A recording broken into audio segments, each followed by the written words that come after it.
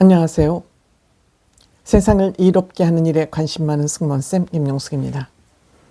최근 전한길 선생님이 기독교가 주최하는 집회에 일타 강사로 등장하면서 다시금 종교계 중심의 이 집회가 많은 국민들의 관심을 끌고 있습니다.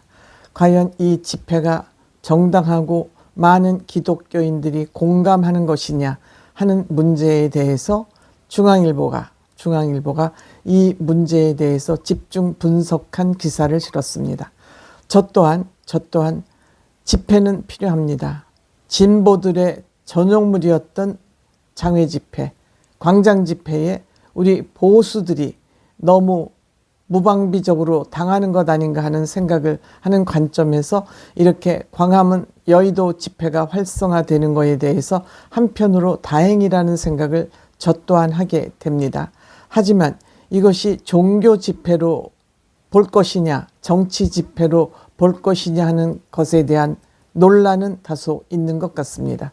여기에 대해서 중앙일보가 기사를 심층 분석해서 썼기 때문에 여러분들께서도 또 여러분들께서도 이 기사를 참고로 해서 나의 생각은 무엇인가, 이 집회를 어떠한 관점에서 볼 것인가에 대한 그 생각은 다시 한번 다듬어 보는데 도움이 될 것 같고 다듬어 볼 필요도 있다, 이런 생각이 듭니다. 이 기사는 중앙일보 기사입니다. 중앙일보 기사이고 16일 날 백성호 기자라는 분이 업로드한 기사입니다. 기사 제목은 이렇습니다. 제발 목사 타이틀 떼라. 종교 아닌 정치 집회, 불편한 기독교. 즉 기독교적 시각에서 이 집회를 본 기사를 분석한 겁니다.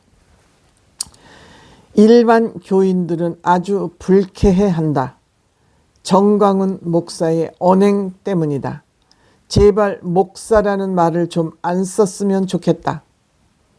윤석열 대통령의 비상계엄 사태 이후 서울 광화문과 여의도에서 탄핵 반대 집회가 주말마다 열리고 있다. 공교롭게도 두 집회 모두 현직 목사가 이끌고 있다. 광화문 집회는 전광훈 목사, 서울 사랑제일교회, 여의도 집회는 손현보 목사, 부산 세계로 교회가 주도하고 있다. 실제 집회 현장에서도 성경 구절을 읊고 찬송가를 부르고 소리 높여 기도하고 집회 중간에 헌금을 걷기도 한다. 마치 장외에서 열리는 대규모 기독교 행사를 보는 듯하다. 이 때문에 윤석열 대통령 탄핵 반대 집회를 한국 기독교가 주도하고 있다는 의혹도 받는다. 그런데 이는 사실과 다르다. 오히려 일선 교회의 대다수 목회자와 교인들은 창피하다고 말한다. 기독교 연합기관인 A 관계자는 차라리 목사라는 타이틀을 떼고 활동했으면 좋겠다. 종교라는 말, 목사라는 말을 써먹고 있지만 사실상 정치 활동을 하는 거다라며 자기 정치를 하면서 왜 기독교를 들먹이는지 모르겠다고 비판한다. 목사 직함을 가진 사람에 의해 열리는 정치 집회가 기독교를 과잉 대표하고 있다는 지적이다. 종교의 정치 세력화는 위험. 정광훈 목사는 오래전부터 기독교의 정치 세력화를 꿈꿔왔다. 이를 위해 정치적 선동과 도발적 무리수도 서슴지 않았다. 대통령 선거가 있던 2007년 한 집회에서 전 목사는 이번 대선에서 이명박 안 찍는 사람은 내가 생명책에서 지워버릴 거라고 말했다. 이어서 전 목사는 생명책에 안 지움을 당하려면 무조건 이명박 찍어 알았지? 라며 교인을 향해 여러분 대한민국을 예수의 나라로 만들어 봅시다라고 외쳤다. 전강훈 목사의 정신적 스승은 반공구급하였던 고 김홍도 금난교회 목사다.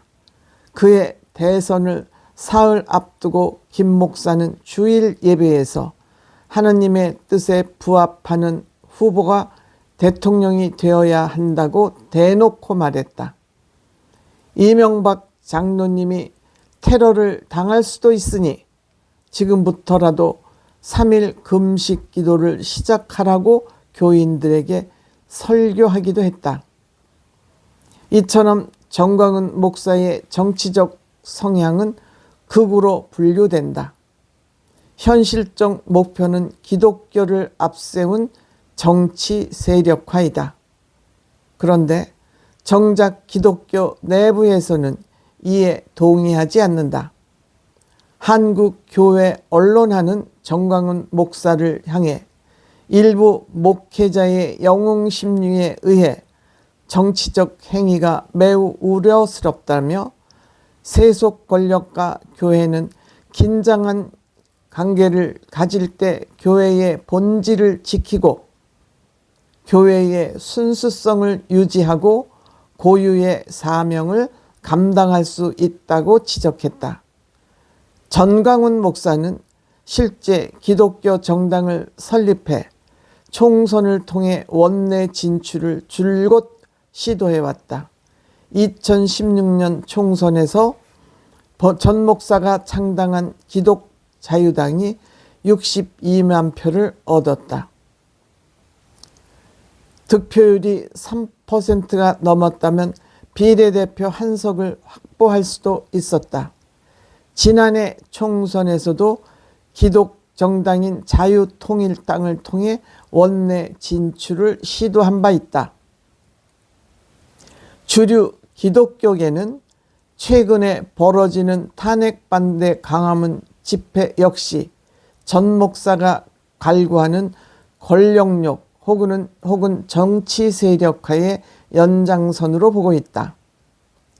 기독교 장로인 손봉호 교신대 석좌 교수는 종교의 정치 세력화를 강하게 비판했다. 손 교수는 저는 평소 시민운동을 하는 사람인데 절대 정치를 하지 말라고 했다.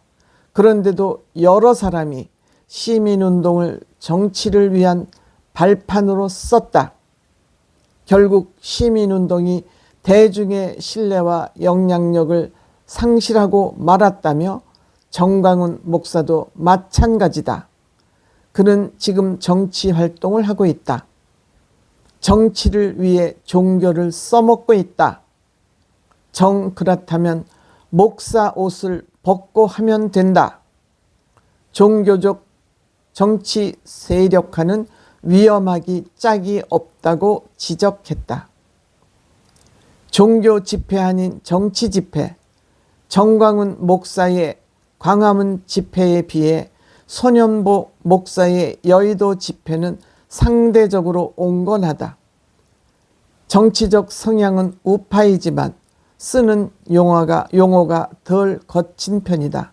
사실 여의도 집회의 첫 출발은 종교적 신앙적 성격이 강했다. 이유가 있다. 손현보 목사는 부산 강서구 세계로 교회 담임이다. 출석 교인은 약 3,500명이다. 소속 교단이 예장 고신이다.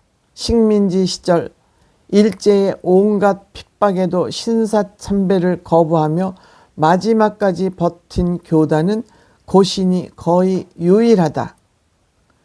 그만큼 기독교의 순혈주의적 정서가 강하고 성형도 아주 고지식하고 꼬장꼬장한 편이다. 손 목사 역시 그 연장선상에 있다. 손 목사의 기본적 관심사는 동성애 반대와 차별금지법 반대다. 여의도 1, 2차 집회도 주로 이 문제를 다루었다. 이때만 해도 참여 인원이 적고 언론의 관심도 크지 않았다. 기독연합기관의 한 관계자는 3차 집회부터 달라졌다. 세이브 코리아가 등장했다.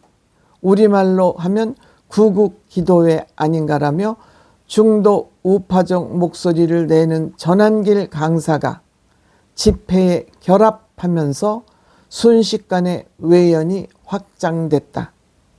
지금은 종교 집회에서 정치 집회로 성격이 바뀌었다고 짚었다.